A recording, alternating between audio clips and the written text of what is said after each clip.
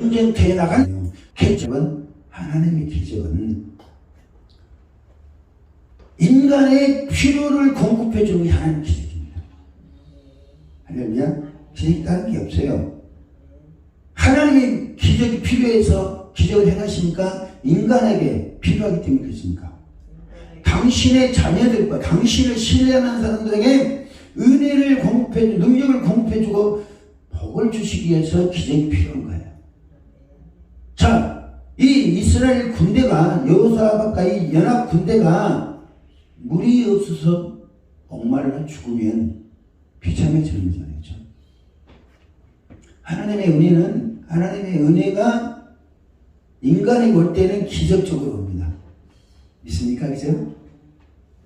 은혜는 보이지 않고 상황으로 보면 황당하고 안담하지만 그 상황에서 기도하는 사람들, 이 사람들이 기적을 체험하는 거예요. 할렐루야. 하나님 기적은 누구에게 필요한다? 하나님의 기적은 당신을 신뢰하는, 당신을 의지하는, 당신께 영광 돌리기를 원하는 사람들에게 공급해 주시는 은총이에요. 할렐루야. 하나님은 비를 주시기를 원하시는 거예요. 사람 눈에 보이지 않지만. 근데 인간이 해야 될 일이 뭐예요? 개천을 파는 일을 우리가 해야 되는 거예요. 할렐루야. 개천 파는 일. 이 개천 파는 작업이 뭐냐면 기도하는 거예요. 할렐루야. 기도하는 게요, 개천 파는 작업이고, 이 개천 판다는 건 뭐냐면 내 그릇을 넓히는 겁니다. 할렐루야. 하나님의 은혜를 받을 수 있는 그릇으로 넓힌다. 자, 보세요. 여기는 개천을 많이 팔아버렸잖아요. 네? 많이 파놓으면 파놓은 만큼 하나님의 물을 부어주시는 거예요. 그러니까 중요한 것은 개천을 우리가 파야 된다. 가마솥에 불도 우리가 떼야 된다. 할렐루야. 개천도 우리가 파야 된다. 개천까지 하나님 파주시는 게 아니라니까요. 개천 파는 작업은 내가 해야 되고, 그 개천 파놓은 개천에 물을 공급해 달라고 기도하는 것도 내가 해야 돼. 자, 보세요. 하나님께서 개천을 많이 팔아. 그러면 눈에도 보이지 않고 바른 거 없지만 비를 주겠다라고 약속을 하셨잖아요. 그러나 그 약속이 이루어지기를 위해서는 뭐 해야 된다? 기도해야 된다는 거죠. 개천 파는 작업과 기도하는 작업은 우리가 해야 된다. 할렐루야. 우리가 하나님의 은혜를 받는데 중요한 요소가 무엇이냐, 이거 먼저 파악해야 됩니다. 하나님은 언제든지 주실 수 있어요. 근데 우리가 준비되지 않으면 안 돼. 네? 개천을 팔 때는 별 볼 일 없는 거야. 사람들이 볼 때 뭐 개천 파는 사람도 그렇고, 개천 판다고 뭘 하는 뭐 기적이 일어나려나? 이 사람들은 군인이니까, 선지자가 말하고 왕이 명령하니까 파는 거예요. 물 줄 걸 믿고 받아요. 안 주고 그냥 파는 거예요. 다 물 줄 걸 믿는 사람 그렇게 많지 않았어요. 많았든 안 했든 상관없는 거예요. 개천 파놓으면 돼. 할렐루야. 여러분, 개천을 많이 파시기 바랍니다. 많이도 파지만 넓게 파야 돼요. 할렐루야. 넓게 파놓으면 물을 공급하실 분은 하나님이세요. 우리가 많이 파는 만큼, 왜냐하면 하나님의 생수는 강물처럼 물입니다. 강물처럼. 하나님의 불도 강물처럼 흘러가잖아요. 물도 성전 지방에서 샘에 나온 물이 강을 이루고 바다로 흘러가는 거예요. 그것이 하나님의 역사예요. 성도들의 신앙의 폭이 넓어져요. 근데 이것도 하나님이 은혜 주셔야 되는 거예요. 여러분들이 은혜 체험한 만큼 신앙이 넓어진다니까요. 은혜 체험한 만큼. 그러니까 은혜를 얼마나 많이 체험하느냐. 자, 영적 세계는요, 내가 본 만큼 믿어집니다. 그래야 목사님. 내가 본 만큼. 여러분들이 신령한 세계를 체험한 만큼 신령한 마음의 눈이 열려져. 그러니까 은혜를 많이 받아야 되는 거예요. 할렐루야. 골짜기에 개천을 파는 것은 우리가 해야 될 일이고, 또 뭐를 공급해달라고 하나님 다 팔았습니다. 주려면 주시고 말라면 마시고 이게 아니라니까요. 하나님 주세요. 대신에 여러분들이 영적 체험을 많이 하려고 하세요. 할렐루야. 뭐 60일 동안 하다 보면 뭔가 넓어지지 않겠어요? 제 은혜를 체험했는데 강이 아니고 골짜기 물이 많이 흐르잖아요. 그러니까 돌들이 태굴태굴 구르면서 탁탁 깨지는 거예요. 깨지는 거예요. 저 강턱에 가니까 조그만 조약들이 돼 있어요. 조약들이. 그러니까 은혜 속에서 내가 부서지는 거예요. 만약에 은혜를 안 받았다면 누가 나 깨뜨린다. 그럼 내가 가만히 있을 생각이 아닙니다. 그렇잖아요? 윤집자님은 은혜 안 받고 누가 나 깨뜨린다 그러면 자존심 거들고 그런 게 가만히 있을 것 같아요? 네가 뭔데 네가 자살이 얼마나 남느냐, 네가 나보다 키가 크냐, 골이 좋으냐, 이렇게 할 거예요. 근데 성령이 그 환상을 보여주신 거예요. 네가 지금, 그러니까 옛날에는 부서져야 해, 깨어져야 그러잖아요. 그렇죠? 그걸 보여주는 거예요. 아, 성령이 은혜 가운데서 내가 굴러가니까 깨지고 부서지고, 그제 내 손만 나도 비진다니까. 내 손만 나도 깨진 돌 만져보세요. 금방 돌 당하는 거야. 내가 그만큼 애기하고 날카로웠어. 근데 굴러가다 보니까 저약들이 되어 있는 거예요. 그게 하나님 은혜예요. 그러니까 우리는 너 왜 그러느냐라고 이야기하면 할 필요도 말 필요도 한다고 되는 게 아니에요. 대화 목사님, 너 왜 그러냐, 고쳐라 말아라 해서 된다고 하는 게 아닌 거예요. 성전을 건축하는 것도 힘으로나 능으로 되지 않는데 사람을 고치는 일이 힘으로나 능으로 돼요? 내 경험으로는 천만의 말씀입니다. 인격이 다 훌륭한 사람들은 이렇게 해야 된다 하면 듣지만 나 같은 변동이는 안 된다니까. 안 돼요. 내 은혜를 받으니까.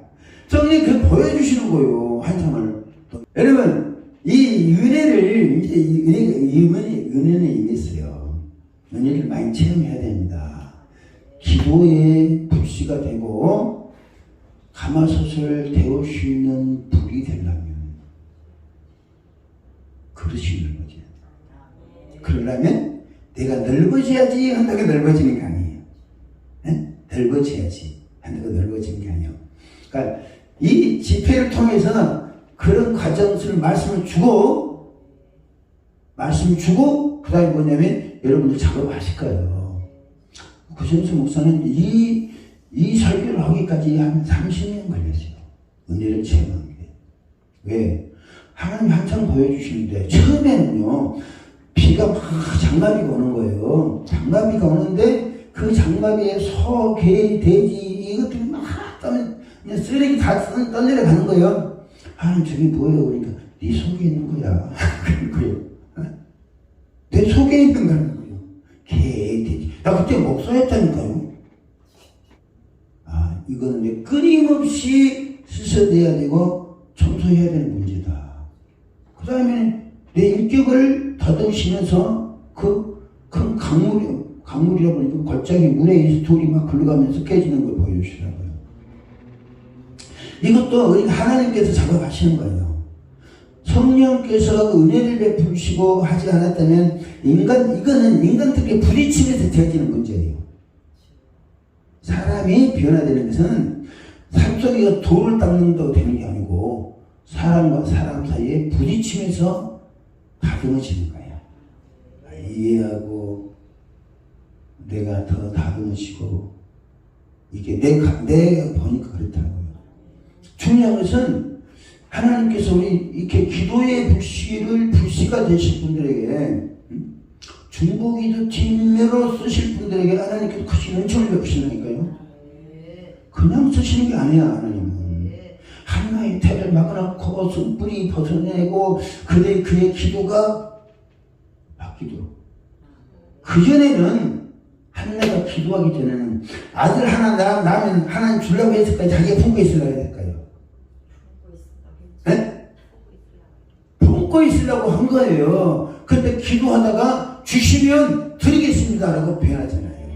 이게 마음이 넓어졌다는 거죠. 그러니까 그러니까 이렇게 사무엘상 1장 2장 보면 성령의 감동에 의해서 한 거예요. 이 2장의 찬양도. 찬양, 성령의 감동에 의해서 자기 신은 거기 나온 거다. 하여튼, 은혜를 많이 받아야 됩니다. 은혜 위에 은혜라고 할 정도로. 하나님께서 이 궤천에 골짜기를 많이 파가지고 물이 공급되니까 이것을 기적이라고 그러잖아요. 물이 공급돼서 전쟁에서 이겼습니다. 그러면 이스라엘 사람들은 기억이 어떻게 될까요? 이스라엘 사람들의 마음에는 또 생각에는 믿음에는 하나님께서 은혜 베푸시구나. 은혜 베푸시구나. 3장 21절 말씀부터 봅시다. 모압의 모든 사람은 왕들이 올라와서 자기를 치리한다고 듣고 갑오지 입은 만한 자로부터 그 이상이 다 모여 그 경계에 서 있더라. 아침에 모압 사람이 일찍 일어나서 해가 물에 비침으로 맞은편 물이 붉고 피라 같음을 보고 이르되 이는 피라.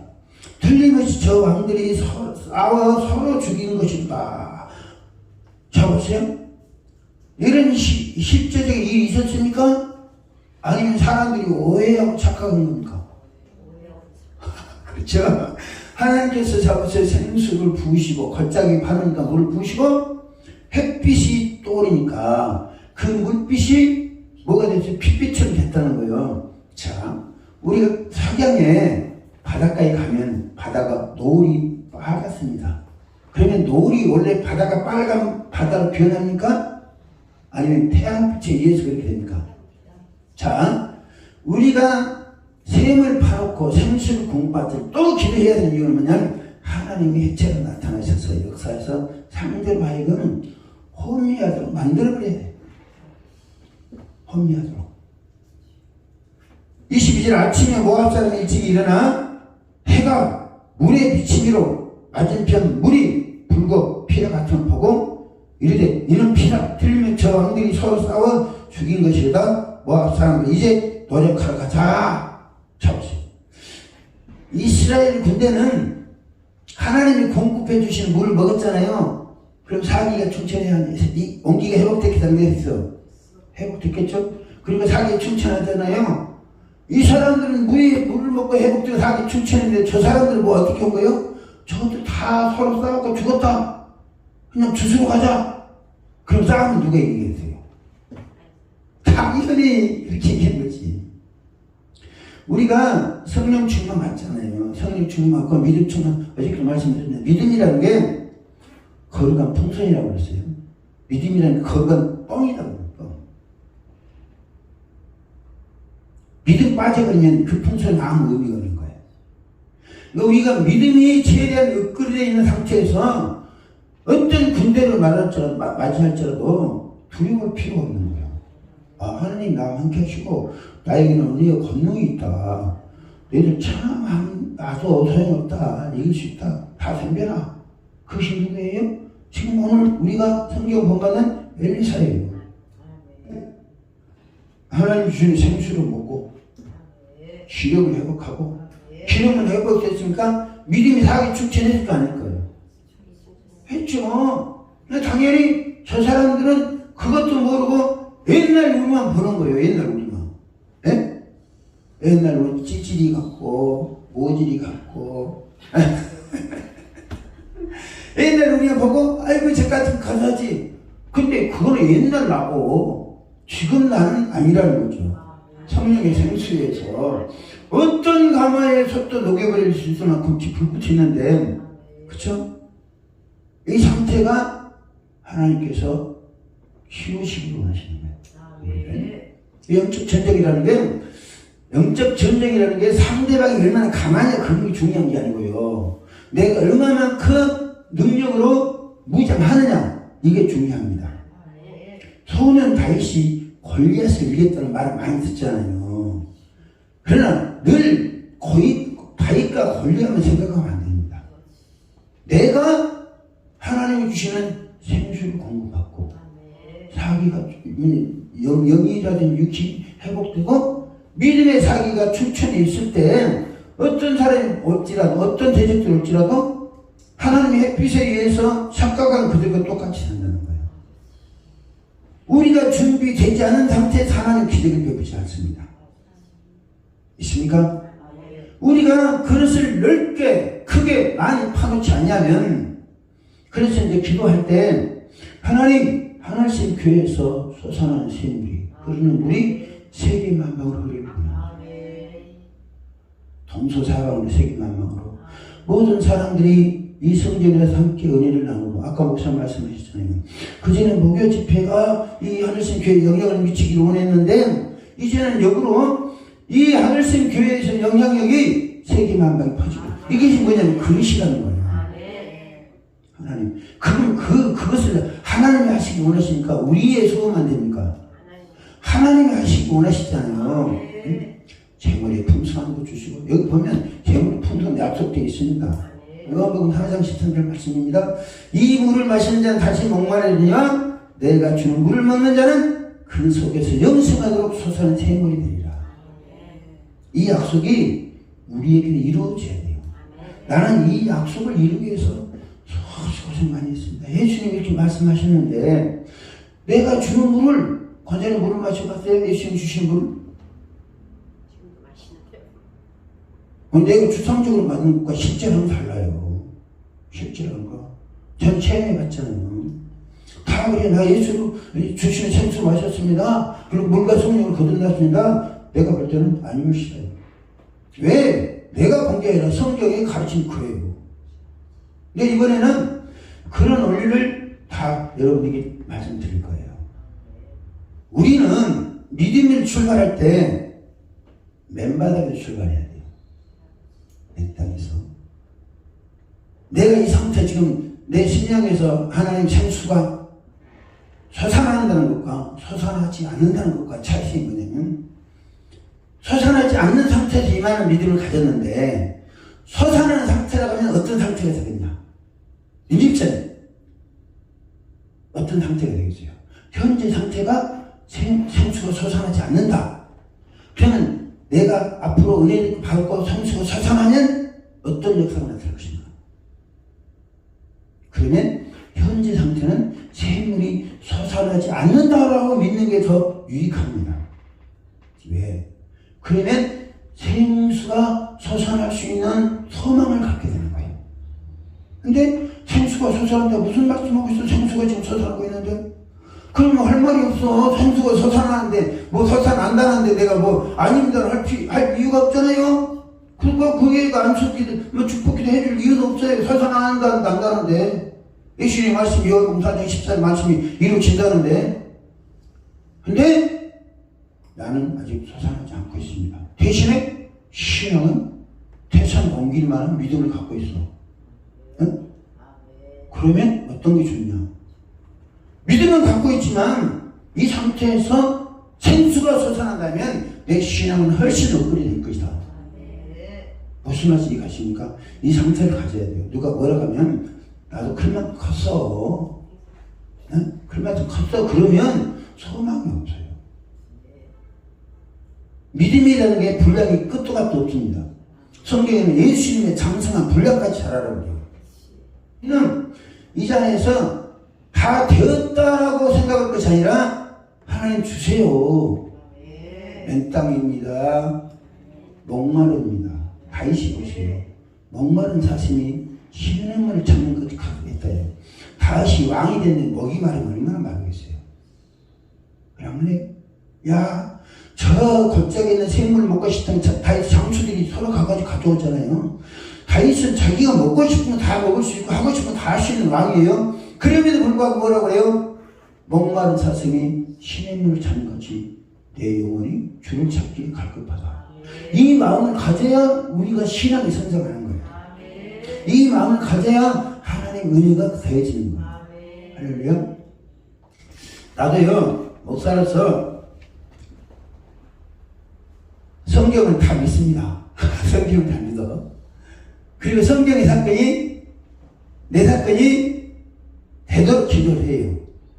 근데 예수님 말씀 보면 하나도 내가 내한테 안 믿어준 거야. 당연히 예수를 믿으면 구원받고 하나님의 종으로 지금 목사가 됐으니까 일을 하잖아요. 근데 예수님 하시는 가만히 보면 나한테 이루어진 게 별로 없어요.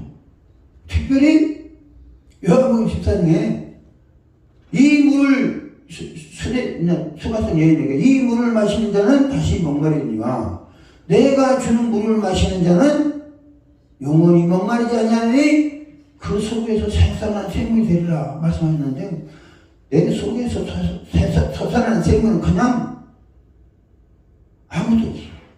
안 일어나. 그걸 놓고 엄청 기도했습니다. 하나님 주세요. 기도하니까 하나님 은혜를 주시는 거예요. 어떻게 주는지 아세요? 하루는 이제 내가 그만큼 갈망하니까 이제 하나님 하루는 예수님이 생수를 주신다고 했잖아요. 그 생수를 받아 먹으려고. 지금 예수님이 생수 들고 먹으라고 하는 건 아니잖아요. 그래 안 그래요? 예수님이 생수병 들고 다니면서 마시러 왔다는 그럽니까? 그래 안 해요. 근데 요한복음을 보면 예수님께서 십자가에 피 흘리실 때 옆구리를 분명히 찌르니까 물과 피가 흘러버렸습니다. 물과 피를 흘렸다. 그러니까 예수님 물과 피를 다 쏟아주신 거예요. 그리고 그러니까 예수님은 이 생명수를 갖고 계시다가 다 쏟아주신 거예요. 그리고 오순전에 실제로 성령을 보내주셨어요. 나는 주님이 주시는 향수를 마시고 싶은 거예요. 그래서 주님이 주신 옆구리에서 흘리신 그 내시교서에 보면 이제 성경 문지방이죠, 그렇죠? 그 옆구리에 흘리는 내가 하도 물을 달라고 하니까 내가 옆구리에 물과 피를 다 쏟아줬다라는 말씀이 감동하는 거예요. 그래서 예수님 옆구리에 대세고 물을 빨았어요. 내가 그만 간절했다는 거죠, 그렇죠? 그랬더니 속이 확 울컥되는 거예요. 울컥하더니 막 토하기 시작하는 거예요. 엄청 토했습니다. 더러운 것이 얼마나 소름이 나는지. 그 뒤로부터 한 6개월 동안 내가 청소하는 작업을 했어요. 그러고 나서 하나님이 은혜를 주시더라고요. 근데 그때는 사역할 때, 그전 사역할 때하고는 엄청난 차이점이 있어요. 차이점이 있어요. 그런 은혜를 이번 집회 동안에 하나님 이루실 겁니다. 자, 여호사밧 골짜기의 사건이 어떻게 발전하냐면 요엘서라는 요엘서. 요엘이라는 선지자는 유다가 그러니까 여호사밧이 활동하던 그 조금 이후에 한 30년 이후에 여호사밧이 골짜기에 개천을 파가지고 물의 기적을 행사했던 때로부터 한 30년 후에 요엘 선지자가 유다가 이스라엘이 멸망할 것을 예언하는 거예요. 그러면서 하나님은 요엘서를 통해서 성령에 대해서 예언하셨어요. 요엘서 2장 23절 봅니다. 시온의 자녀라 너희는 너희 하나님 여호와를 말미암아 기뻐하며 즐거워할지어다. 그가 너희를 위하여 비를 내리시되 이른 비를 너희에게 적당하게 주시리니 이른 비와 늦은 비가 예전과 같을 것이라. 여기서 이른 비와 늦은 비는 성령의 임재를 말씀하시는 거예요. 할렐루야. 그러니까 우리가 불로만 임하는 게 아니라 빛처럼 강물처럼 솟아난 생물처럼 이때는 성령의 역사가 다양하게 임합니다. 그것을 이해를 해야 이거는 성령의 역사구나 이야기하지 무슨 비가 와? 그냥 비는 빈가 보다 해버리면 성령의 역사를 무시해버린 결과가 되는 거예요. 우리 부지중에 무시해버린 결과가 되는 거예요. 하나님은 이스라엘 백성들에게 이른 비와 늦은 비를 주신다고 했어요. 할렐루야. 이른 비는 내렸어요, 안 내렸어요? 이른 비는 오순절 성령 때 임하신 거예요. 늦은 비는 종말에 추수하기 위해서 복된 장마비를 내려주시는 거예요. 응? 있습니까? 그 다음에 28절 29절 봅니다.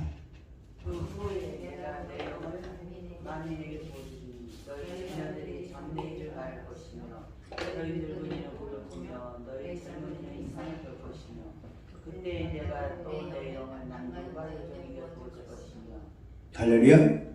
오순절에 성령이 임하셨는데 베드로가 요엘서를 인용해서 사도행전 17절부터 설명을 합니다.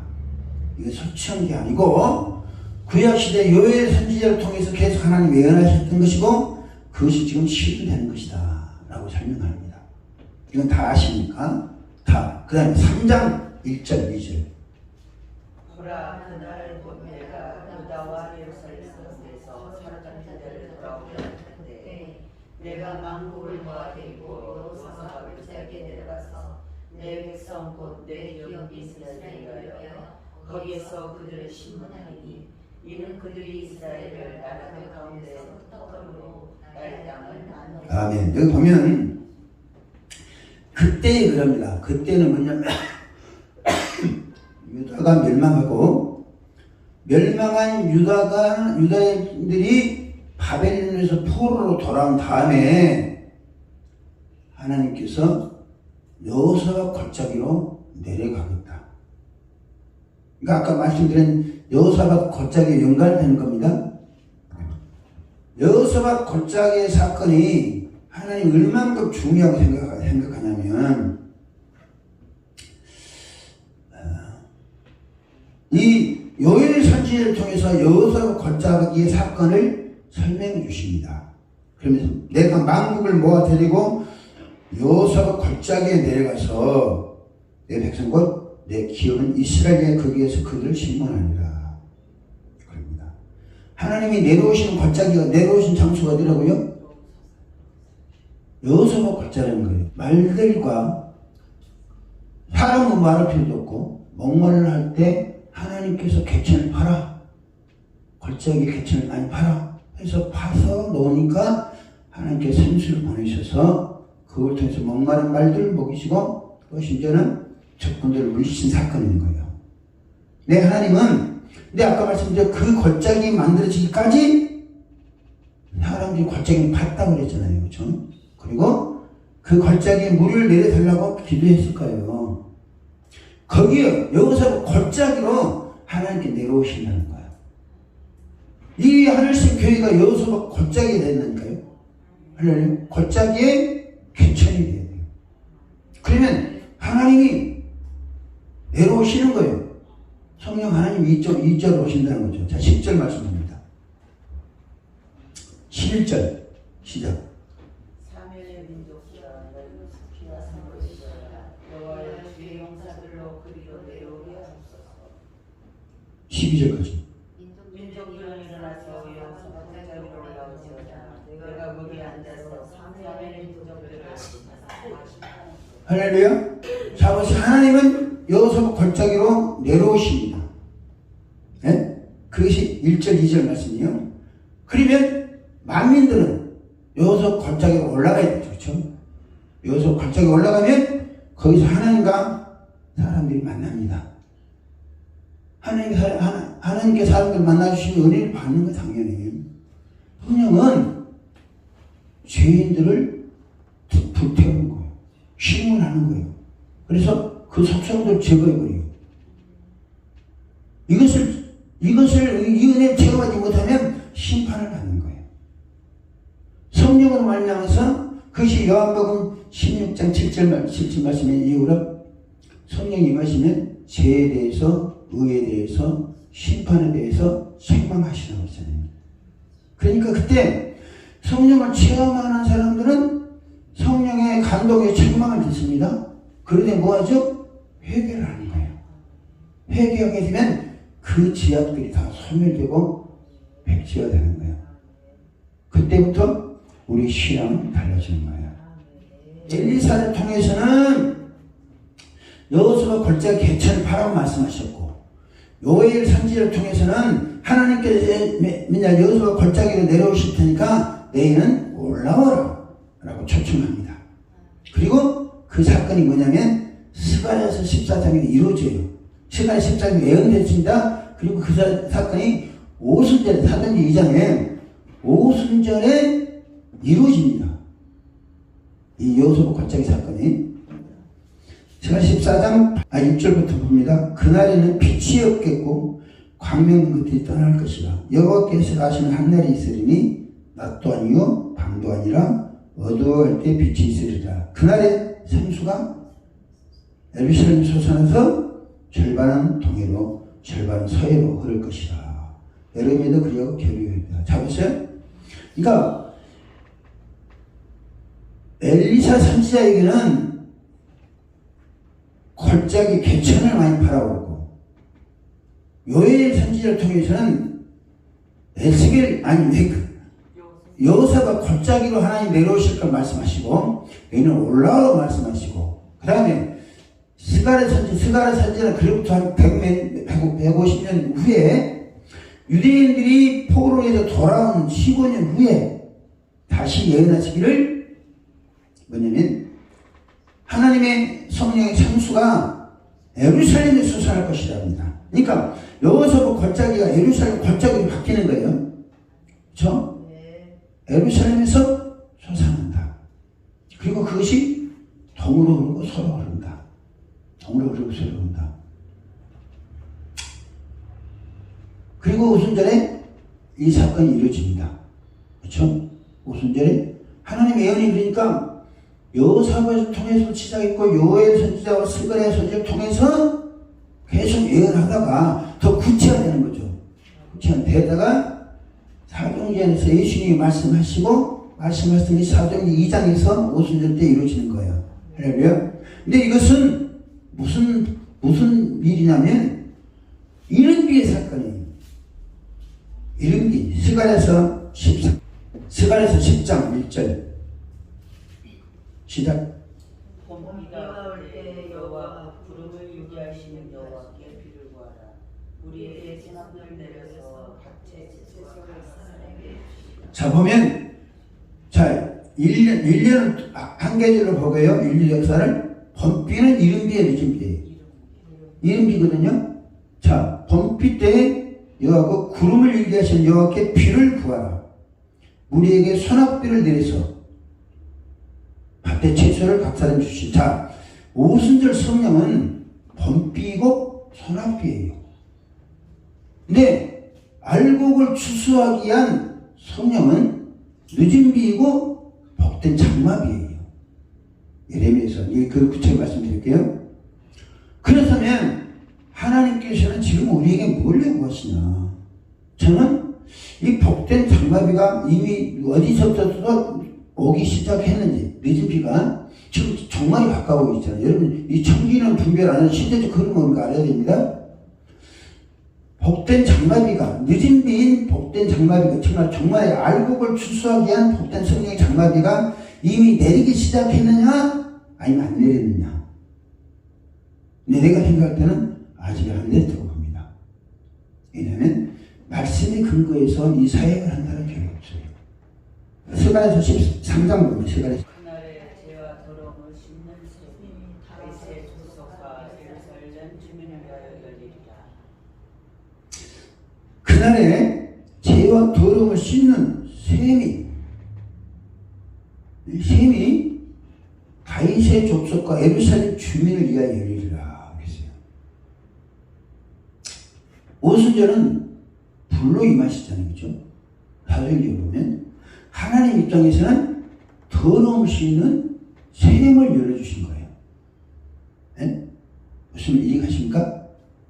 인간적으로 보면, 또 사회적 이정 보면 하나님의 성령이 바람같이 불의 혀같이 임하셔서 각 사람이 임했다고 했잖아요. 근데 그 성령이 임할 때 어떤 일이 현상이 발휘냐면 어찌할꼬 하고 회개하는 역사가 있었어요. 그렇죠? 왜 회개하는 역사가 있었냐면 더러움을 씻는 샘물이 퍼졌기 때문입니다. 그러니까 우리가 나타나는 현상이 불만 보면 안 되고 오순절 성령은 더러움을 씻는 샘물. 다시가 구약의 유대인들이, 이스라엘 사람들이 양의 피를 문설주에 발라놓으니까 죽음의 사제가 넘어갔고 구원을 얻었잖아요. 그러면 양의 피를 발라놓은 사람들의 죄가 싹 없어졌습니까? 덮어만 줬습니까? 덮어만 준 거예요. 그따들면 뭐가 나와? 죄성이 나오는 거예요. 죄성이. 예수를 믿어도 똑같아요. 예수를 구주로 믿으면 예수께서 우리 죄를 다 짊어지셨잖아요. 그런다고 해서 우리 속에 있는 죄성이 다 없으니까 아니야. 우리 방정아 강도장 모르겠는데 없으니까 다 남아있어요. 이것을 누가 씻느냐? 더러움을 씻는 샘물이 우리 속사람에 있는 죄의 성품을 씻어준다는 거예요. 할렐루야. 오순절 성령은 많은 분들이 이게 이해를 잘해야 됩니다. 더러움을 씻는 샘물이라는 거죠. 그러니까 능력 받았다고 하면서 속에 있는 더러움을 씻지 못하면 그 능력을 통해서 불법을 행하는 결과가 되는 거예요. 그럼 스가랴 13장 더러움을 씻는 샘이 터뜨린다고 했어요. 이건 하늘샘을 말하는 거예요. 그럼 목사님에게 하늘샘이라는 교회 명칭을 짓게 하셨어요? 요엘서 3장 18절 말씀. 그러셨어요? 하여튼간에 더러움을 씻는 샘물을 솟아나는 공간을 세우셨어요. 샘은 뭐가 있어야 돼요? 샘은 물이 있어야죠. 그 물도 뭐 주변에서 흘러들어온 물이 아니라 솟아난 샘물이 돼야 되는 거예요. 더러운 물이 아니라.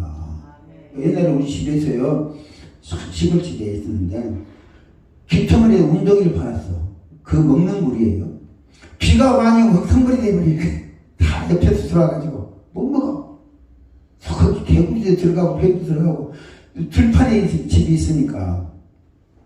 그런 게 아니라 우리 대신에 고개만 넣으면 바닷가인데 바닷가에 모래사장에 항상 물이 축축하게 고여있는 게 있어요. 거기를 물이 바닷물이 쫙 들어오면 안 보여요. 물이 모래가 이렇게 덮어버리니까. 나는 그거 알아. 그리고 거기는 이제 물이 좀 빠지면 모래를 제껴놓으면 거기서 샘이 팡팡팡 솟아나요. 샘이. 그러면 우리 집 물 먹는 것과 이 물 먹는 것 어떤 차이냐? 시원함의 차이가 엄청난 차이가 나요. 우리 집 샘물 먹으면 텁텁해가지고. 그런데 이 샘물을 먹으면요, 바닷가에 있는 샘물을 먹으면 시원해. 무슨 말씀이냐면, 하늘씀 교회에서 우리 골짜기에 개천을 받으신, 할렐루야, 솟아난 샘물이 솟아나도록 샘물을 팔아. 나는 그런 의미로 이 기도회를 허락하셨다고 있습니다. 이거는 강제로 우리가 하는 거예요.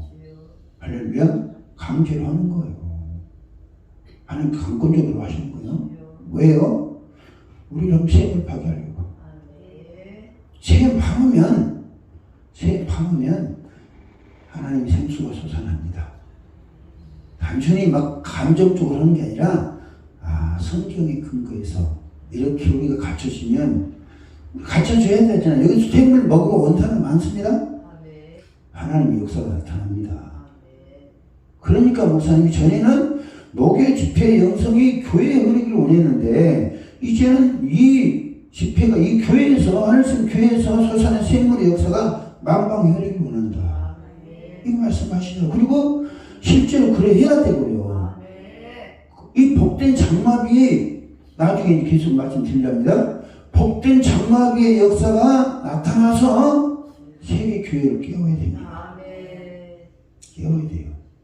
그리고 하나님께 그 준비를 위해서 고생수 목사를 준비케 하셨어요. 제가 성령과 관련된 책만 10몇 권씩 썼습니다. 성령과 관련된.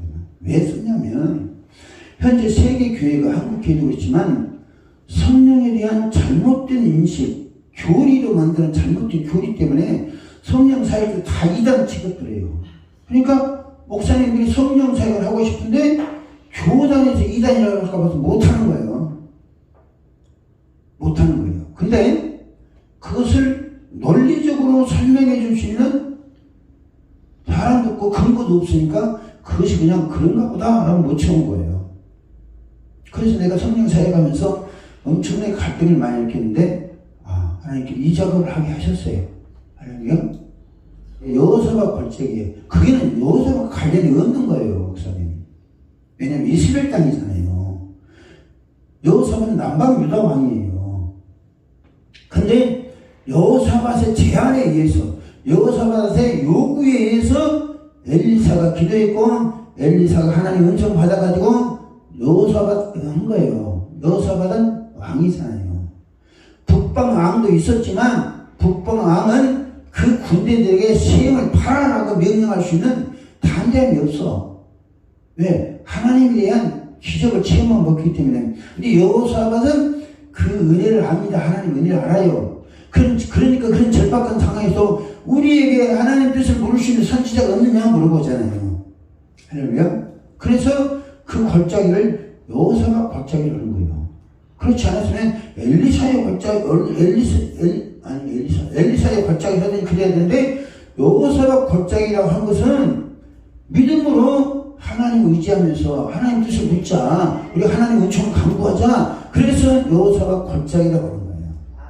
그리고 그 여호사밧과 군대들이 파나오는 골짜기에 개천에 하나님 물을 부어주시고, 그걸로 그때 당시 또 그 문제 해결했잖아요. 계속 요엘 선지를 통해서 여호와께서 여호사밧 골짜기를 내릴 테니까 너희는 만국을 모아서 여러분 골짜기 올라와라 이야기하고, 스가랴 선지를 통해서는 예루살렘이 솟아날 것이다, 생수가 솟아날 것이다. 그래서 이 스가랴 13장에 보면 만국의 사람들이 예루살렘에 모인 거예요. 그 우순전에 성령이 임하실 때는 예루살렘에 17개 나라 사람들이 모였다고 그랬어요. 하나님 역사죠. 근데 그때는 목사님 이름 비고 산악비예요. 네? 이름 비고 산악비고 이제는 종말을 대비해야 되는 알곡을 출소할 수 있는 늦은 비와 복된 장마비를 구해야 돼. 할렐루야. 그래서 하나님께서 너희들 구해라. 그러면 내가 내리겠다. 하나님은 구하지 않으면 안 주신다고 했잖아요. 누가 이런 진리를 알고 기도했다니, 나 모르게 했는지 미국에서 했던지 한국에서는 이런 역사가 일어난 적 없으니까 미국에서 했는지 모르지만 미국에 24시간 기도하는 목사 있잖아요. 그렇죠? 그 목사님 설교 들으면 복된 장마비를 구한 적 없어요. 그러면 하늘샘교회에서 이거 구해야 됩니다. 하늘샘교회에서 생수가 솟아나게 해야 돼요. 그러면 우리가 여호사밧 골짜기를 파듯이 골짜기 샘을 파야 됩니다. 샘을 파고 하나님 이때의 생수를 주세요. 라고 기도하면 하나님 역사할 줄 믿습니다.